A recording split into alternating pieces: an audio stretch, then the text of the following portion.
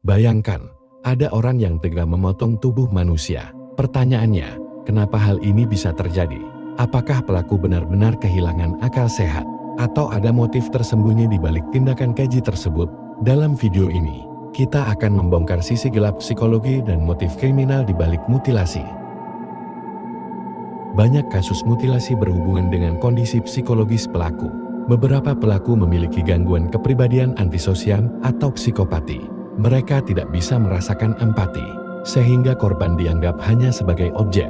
Ada juga kasus skizofrenia parah, di mana pelaku mengalami halusinasi dan dorongan dari suara-suara yang mereka dengar. Dalam kondisi seperti ini, mutilasi bisa muncul sebagai bentuk pelampiasan. Mutilasi juga sering dilakukan sebagai cara menutupi kejahatan. Dengan memotong tubuh korban, identitas akan sulit dikenali polisi. Ini sering ditemukan dalam kasus pembunuhan berencana. Ada juga motif ekonomi, di mana mutilasi dilakukan untuk mengintimidasi lawan atau sebagai pesan kriminal. Jadi, meski terdengar sadis, ada pelaku yang melakukannya demi tujuan praktis. Namun, tidak semua mutilasi terjadi karena rencana panjang.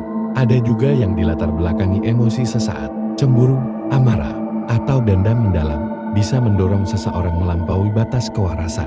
Dalam keadaan marah yang tak terkendali, logika bisa hilang, dan mutilasi menjadi pelampiasan brutal. Di beberapa budaya dan kelompok sesat, mutilasi dijadikan bagian dari ritual. Ada yang percaya bahwa tubuh manusia bisa dijadikan persembahan atau sumber kekuatan gaib. Meski terdengar tidak masuk akal, kasus-kasus seperti ini pernah terjadi di berbagai belahan dunia. Sejumlah kasus mutilasi pernah menggemparkan dunia, dari kasus di Indonesia yang melibatkan pasangan dekat korban, hingga kasus internasional dengan pelaku seorang kriminal kelas berat. Pola yang muncul hampir sama, motif psikologis, kriminal, dan emosional bercampur, membuat pelaku nekat melakukan perbuatan yang sulit dipahami akal sehat. Jadi, kenapa orang tega melakukan mutilasi? Jawabannya tidak sesederhana. Ada yang karena sakit jiwa, ada yang karena ingin menutupi jejak, dan ada juga karena emosi sesaat. Yang jelas, mutilasi adalah puncak dari kekerasan ekstrem.